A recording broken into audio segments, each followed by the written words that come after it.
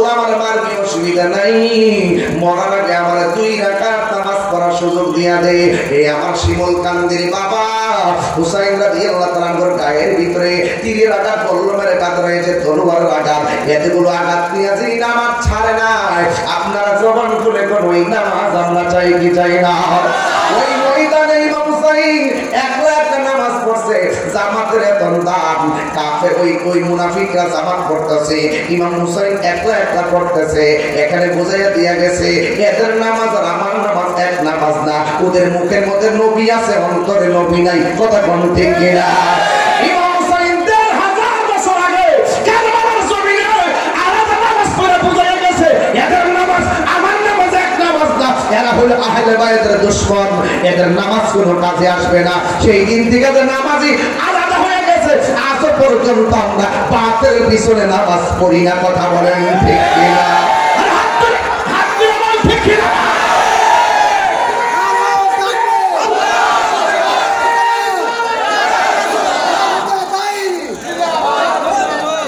আজ পর্যন্ত আমরা নবীর দুশমন, ওলির দুশমন, আহলে বাইতের দুশমনদের পিছনে এখন একটানা করি না। প্রয়োজন একলা নামাজ পড়ো, বাতের পিছনে একটানা করলে হবে না। কথা বলেন ঠিক না বেঠে?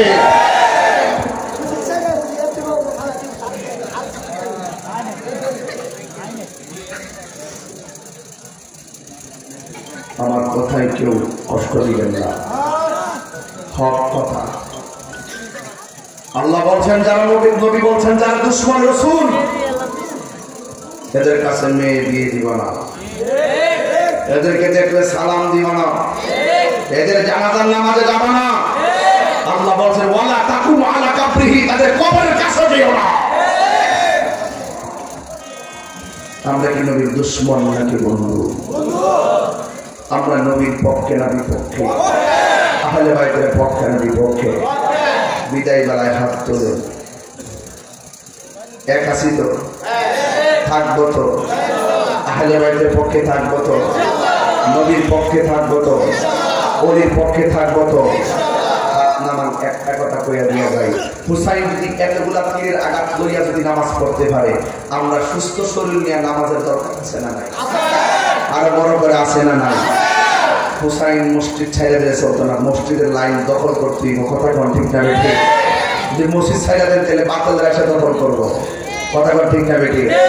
কিন্তু বাতিলের পিছনে একটা করা যাবে।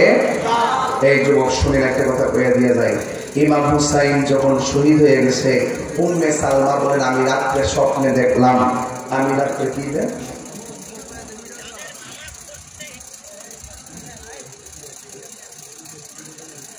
আসসালামু আলাইকুম ওয়া রাহমাতুল্লাহ। কেমন আছেন? কেমন সময় হাইয়া আলাইহিস সালাম বলার পর আমরা উঠে দাঁড়াই, কিন্তু অনেক আলেমগণ বলে না জায়েজ। আপনার মন্তব্য কি?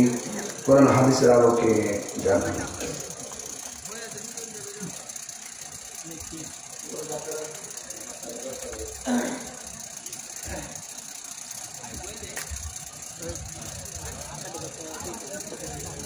আসসালামু আলাইকুম।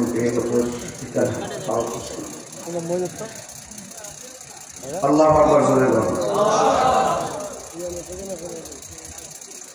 আমি একটা রেওয়ায়েত বের করতেছি, মুখস্থ করে গেছে। এটা একটু না দাদা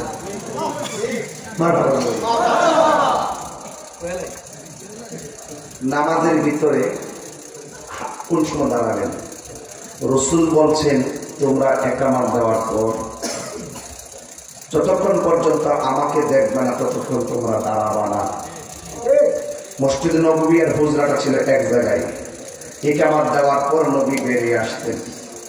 ইজা উটিমাতি সলাতু, যখন তোমরা নামাজের একামত দিবে তখন তোমরা দাঁড়াবে না যতক্ষণ হাতটা দাঁড়াওনি ততক্ষণ পর্যন্ত আমাকে না দেখবে।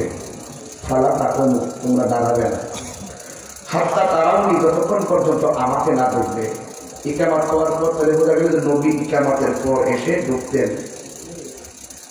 আর ইমামে আজম আবু হানিফা রাহমাতুল্লাহ আলাইহি তিনি লিখেছেন নামাজের ভিতরে যখন হাই আলা সালাহ হাই আলা ফালাহ বলবে ওই সময় দাঁড়াবে।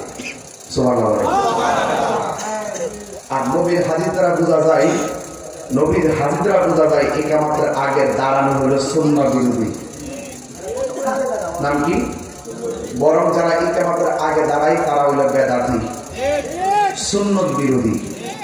চার মাযহাবের কোন ইমাম ইকামতের আগে ওই যে মুয়াজ্জিনকে দাঁড়িয়ে নামাজ সোজা করুন, মোবাইল ফোন বন্ধ করুন, আরে বাপরে, এর কি হাদিস আছে? কোন সময় কইছে? ওই জায়গায় ওই ইকামত শেষ হওয়ার পরে বলছে কাতার সোজা করার জন্য। তো সুতরাং চার মাযহাবের কোন ইমাম ইকামতের পূর্বের দাঁড়ানোর কথা বলিনি। কেউ বলছে ইকামত শুরু হওয়ার পরে দাঁড়াবে, কেউ বলছে হাইয়া আলাস সালাহ বলার পরে দাঁড়াবে, কেউ বলছে কাদ কামাতিস সালাহ বলে দাঁড়াবে, কেউ বলছে ইকামত শেষ হলে দাঁড়াবে। যেহেতু চার মাযহাবের ইমাম, আমার নবী নিজেও বলছে আমাকে যতক্ষণ দেখবে না ইকামতের পর, যখন তোমরা ইকামত দিবে, নামাজের ইকামত দিবে, যতক্ষণ আমাকে না দেখবে ততক্ষণ তোমরা দাঁড়াবে না। সুতরাং এর দ্বারা বোঝা যায় যে যারা ইকামতের পূর্বে দাঁড়ায় তারা সুন্নাহ বিরোধী, তারা বেদাতি। এখন যারা মন গড়া কথা বলে তাদের কথা আমরা আমল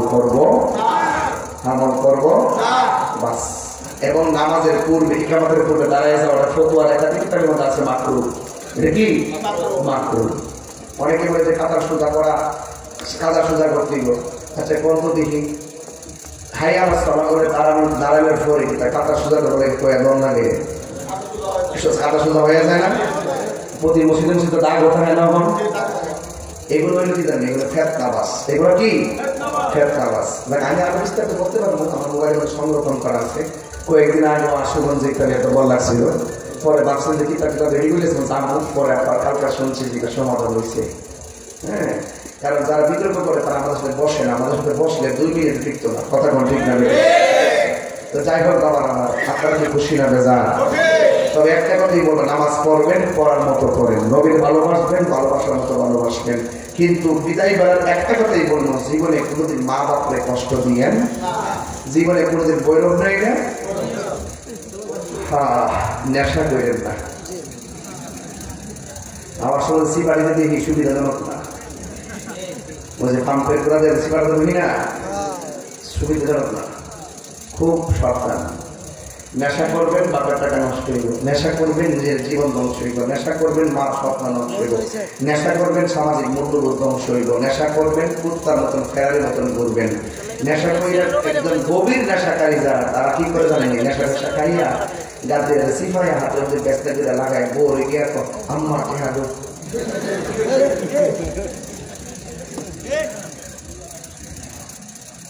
লাস্টে কুত্তার মতন মরে।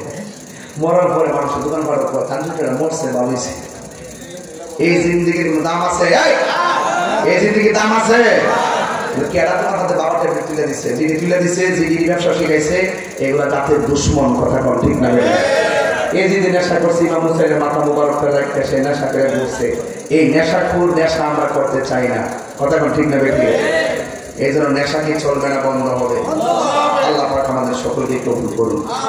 আসার পথে একটা খবর শুনছি যে আমার ভৈরব গোকুলনগর, আমার মরিদ আব্দুর রহিম, তার বোন ঝর্ণা, তাদের একটা ছেলে বয়স মাত্র 18 বছর, হঠাৎ করে স্ট্রোক করে মারা গেছে। তো এই জন্য তাকে আমি একটু দেখতে যাবো। এখন আমারও তার আছে নসিংদী, দায়িত্ব গোকুলনগর। আপনার তার জন্য দোয়া করবেন, আল্লাহ রাব্বুল আলামিন যেন তাকে জান্নাতবাসী করে বলেন আমিন। আরো জবান খুলে বলেন আমিন। ভাইরা আমার, আসুন দাঁড়িয়ে নবীর সালাম দেই। ইয়া নবী সালাম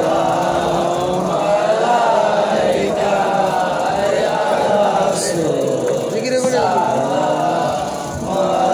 আলাইকা ইয়া হাবিব সালাম আলাইকা সালাওয়াতুল্লাহ